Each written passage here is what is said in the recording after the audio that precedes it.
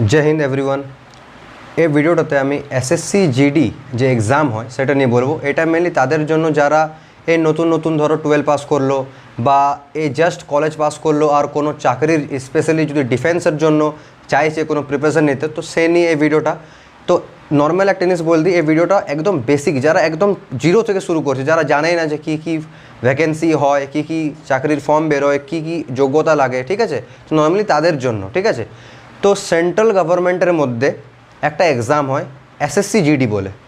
এটার জন্য যোগ্যতা শুধু লাগে 10 পাস, শুধু 10 পাস হলেই হবে, কোনো পার্সেন্টেজের রিকোয়ারমেন্ট নেই যে না 50% নিয়ে 10 পাস করতে হবে বা 60% নিয়ে পাস করতে হবে, এমন কোনো রিকোয়ারমেন্ট নেই, জাস্ট 10 পাস করতে হয়। ক্লিয়ার। এটা যেহেতু ফোর্সের এক্সাম, কি ফোর্স? প্যারা মিলিটারি ফোর্সের মধ্যে। এবারে প্যারামিলিটারি ফোর্সের মধ্যে কোন কোন ফোর্সগুলো আছে? বিএসএফ আছে, মানে বর্ডার সিকিউরিটি ফোর্স, সিআরপিএফ আছে, central reserve police force, CISF আছে, সেন্ট্রাল ইন্ডাস্ট্রিয়াল সিকিউরিটি ফোর্স, এছাড়াও আরও আছে আসাম রাইফেলস, এসএসবি, হ্যাঁ, তারপর আইটিবিপি, এইসব নিয়ে এই যে এসএসজিডির পোস্টটা আছে। তো এসএসসিজিডি যে ভ্যাকেন্সি আছে নর্মালি প্রতি বছরেই বের হয়, ঠিক আছে। এই বছর যদি বলা হয় 2024-এ, তো আগস্ট মাস দিকে আবার এর নতুন একটা ফর্ম বেরোবে, নতুন ভ্যাকেন্সি বেরোবে, যার এক্সাম হবে জানুয়ারি 2025-এ। তো যারা যারা চাইছো যে তোমরা এবার এসএসসিজিডি এক্সামে বসবে, তারা এখন থেকে প্রিপারেশন শুরু করে দাও, কারণ আগস্ট মাসের মধ্যে ফর্ম বেরিয়ে যাবে, আগস্ট মাস সেপ্টেম্বরের মধ্যে ফর্ম বেরোবে, আর জানুয়ারি 2025 থেকে তোমার যে এক্সাম আছে সেটা শুরু হয়ে যাবে, ঠিক আছে। এটা সেন্ট্রাল গভর্নমেন্টের জব, পেমেন্টও খুব ভালো। প্রায় তুমি যখন জয়নিং করবে, মানে যখন জয়েন করবে, ট্রেনিংয়ে যাবে, তো জয়নিংয়ের সময় প্রায় 44,000 টাকার মতন পেমেন্ট পাবে, ঠিক আছে। তো স্যালারিও ভালো আছে, তার সঙ্গে দেশের একটা ফোর্সে তুমি যুক্ত হচ্ছ, তো সেটাও একটা গৌরবের ব্যাপার, ঠিক আছে। তো এক্সামটা নিয়ে বলি, সিঙ্গেল একটা এক্সাম দিতে হয়, এটাতে যত বেশি পারবে নম্বর তুলো। সিঙ্গেল একটা এক্সাম দিতে হয়, ঠিক আছে। এক্সামে কী কী সাবজেক্ট আছে? ম্যাথস আছে, ইংলিশ আছে, হিন্দি আছে, জিকে আছে, আর তোমার রিজনিং আছে, যাকে জিআই বলা হয়। এবারে ইংলিশ বা হিন্দির মধ্যে যে কোনো একটা তোমাকে এক্সাম দিতে হয়, তুমি হিন্দির এক্সাম দাও বা ইংলিশের দাও। কী হিসাবে এক্সাম হয়? প্রতিটা সাবজেক্ট থেকে, যেমন ম্যাথ থেকে 20টা কোয়েশ্চেন, প্রতিটা কোয়েশ্চেনের 2 নম্বর করে, তাহলে 20 দুগুণে 40। এরকম ম্যাথ হিন্দি দাও বা ইংলিশ দাও, 20টা কোয়েশ্চেন, 20 দুগুণে 40। তারপর রিজনিং দাও, 20 দুগুণে 40। আর জিকে দাও 20টা কোয়েশ্চেন, 20 দুগুণে 40। টোটাল 160 নম্বরের পরীক্ষা হয়, একবারে হয়, ঠিক আছে। টোটাল 160 নম্বরের পরীক্ষা হয়, 80টা কোয়েশ্চেন, প্রতিটা কোয়েশ্চেনের জন্য 2 নম্বর। তো এই জন্য 80 × 2 160 নম্বরের পরীক্ষা হয়, বাস একবারেই পরীক্ষা দিতে হয়, ঠিক আছে। তো এই দেওয়া হলো, তারপর তোমার কি হয়, একবার এক্সাম হলো, এবারে এক্সামের পর একটা কাট অফ বেরোয়, মানে রেজাল্ট বেরোয়, যে ওই রেজাল্টে যাদের নাম থাকে তারা মাঠের জন্য যায়। মাঠে নিয়ে যদি বলি, তো ছেলেদের উদ্দেশ্যে বলছি, যে ছেলেগুলো জেনারেল ক্যাটেগরি থেকে, ওবিসি থেকে আর এসসি থেকে, তাদের হাইট লাগে 170 সেন্টিমিটার। আর যারা এসটি ক্যাটেগরি থেকে যে ছেলেগুলো আছে, তাদের হাইট লাগে 162.5 সেন্টিমিটার। সেরকম যদি মেয়েদের কথা বলা হয়, তো জেনারেল মেয়ে, এসসি মেয়ে আর ওবিসি মেয়ের যদি হাইট বলি, তাহলে সেটা লাগে তোমার 157 সেন্টিমিটার।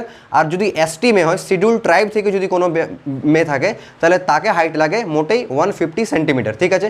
ছেলেদের যদি চেস্টের কথা বলি, তো জেনারেল ছেলে, ওবিসি ছেলে আর এসসি ছেলের যে চেস্ট লাগে সেটা নর্মাল লাগে 80, আর ফুলিয়ে পরে 85 করতে হয়। সেরকম এসটি ছেলেদের যে তোমার চেস্টের ক্রাইটেরিয়া আছে, সেটা নর্মাল আছে 76, আর ফুলিয়ে পরে 80 করতে হয়। নর্মালি যে কোনো ফোর্সে 5 সেন্টিমিটার ফুলাতে হয়।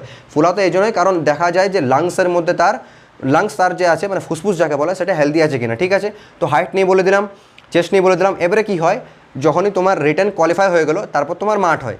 মাঠে তোমার ছেলেদের জন্য 5 কিলোমিটার দৌড়তে হয় 24 মিনিটে, 5 কিলোমিটার দৌড়তে হয় 24 মিনিটে। আর মেয়েদের জন্য দৌড়তে হয় 1600 মিটার 8.5 মিনিট, ঠিক আছে। মেয়েদের জন্য দৌড়তে হয় 1600 মিটার 8.5 মিনিটে। ক্লিয়ার। তাহলে একদম এসএসসি জিডির জন্য যেগুলো আছে সব বললাম, হাইট বললাম, চেস্ট বললাম, রানিং বললাম, এক্সাম কোন কোন সাবজেক্টের হয়, কী হয়, সব বললাম, ঠিক আছে। এছাড়া এবারে যখন আগস্ট মাসে ফর্ম বেরোবে না, তখন একদম ডিটেলড একটা ভিডিও বানাবো, ঠিক আছে। এবারে কী হয়, যখন তোমার দৌড় হয়ে গেল, দৌড়ের পর আবার একটা রেজাল্ট বেরোয়, যেটাতে ওই রেজাল্টে যাদের নাম থাকে, মানে আসলে লিস্ট বেরোয়, ওই লিস্টে যাদের নাম থাকে তাদের হয় মেডিকেল। ওইটাই লাস্ট প্রসেস। মেডিকেলের সময় ডকুমেন্ট ভেরিফিকেশন হয়। তো যদি কেউ মেডিকেল ক্লিয়ার করে নেয়, ডকুমেন্টেশন ক্লিয়ার হয়ে গেল, তাহলে ডাইরেক্ট এবার ফাইনাল রেজাল্ট বেরোয়। ফাইনাল রেজাল্টে তার নাম আসে যায়, মানে যদি তার ভালো নাম্বার আছে, সব কিছু ক্লিয়ার করে দিয়েছে, তাহলে নাম আসবে। ধরো কারোর নাম অমিত আছে, তো মানে অমিত গুপ্তা, তো এরকম আসবে অমিত গুপ্তা। এবারে যে পোস্টের জন্য পেয়েছে, কেউ বিএসএফ থেকে সিলেক্ট হয়, কেউ সিআরপিএফ থেকে হয়, কেউ আইটিবিপি থেকে হয়, কেউ আসাম রাইফেলস থেকে হয়, তো এরকম তার নামের পাশে ওর পোস্টটা দেওয়া থাকবে যে এই পোস্টে চাকরি পেয়েছে। যে পোস্টেই পাও, পেমেন্ট যদি বলা হয় প্রায় সেম, ঠিক আছে, ডিউটি অল্প আলাদা থাকে, কিন্তু হ্যাঁ সে তো দেশের সেবাই, ঠিক আছে। তো আই হোপ তোমাদের এই ভিডিওর মাধ্যমে আমি এসএসসি জিডি যে এক্সামটা কি সেটা বোঝাতে পারলাম। আর আবার বলছি, এসএসসি জিডি এক্সামটা 2025 জানুয়ারি মাসে শুরু হবে, আগস্টে ফর্ম বেরোবে, এখন থেকে পড়তে শুরু করে দাও। যদি কেউ এলিজিবল নাও, মানে ধরো বয়স হয়নি বা হাইট এখনও হয়নি, বা ধরো এখনও 12 ক্লিয়ার হয়নি, আগে বছর হবে, তাও বলবো যদি ফোর্সে যাওয়ার তোমার ইচ্ছা আছে তো তুমি প্রিপারেশন করতে পারো, কোনো অসুবিধা নেই, ঠিক আছে। কারণ যারা ওয়েস্ট বেঙ্গল থেকে আছো তারা যদি এসএসসি জিডির জন্য প্রিপারেশন নাও না, ভালো করে যদি ম্যাথটা শিখো, রিজনিংটা শিখো, জিকে শিখো, তাহলে কি তুমি যদি এসএসসি জিডিতে নাও বসতে পাও এবারে, তাহলে তুমি অন্তত তারপরে যখন ওয়েস্ট বেঙ্গল পুলিশের লেডি কনস্টেবল বা কলকাতা পুলিশের ফর্ম বেরোবে তুমি ভরতে পারবে। এছাড়াও এসএসসি এক্সামটা প্রতি বছরেই হয়, এই জন্য নিজের যদি প্রিপারেশন শুরু রাখো, মানে প্রিপারেশন যদি হওয়া থাকে তো সেটা খুবই ভালো জিনিস হবে। তো এই ভিডিওতে এতটাই, আশা করি তোমাদের এই ভিডিওর মাধ্যমে বোঝাতে পারলাম। যদি হেল্পফুল লেগেছে তো কমেন্ট অবশ্যই জানিও। দেখা হবে অন্য ভিডিওতে। জয় Hind, goodbye, take care.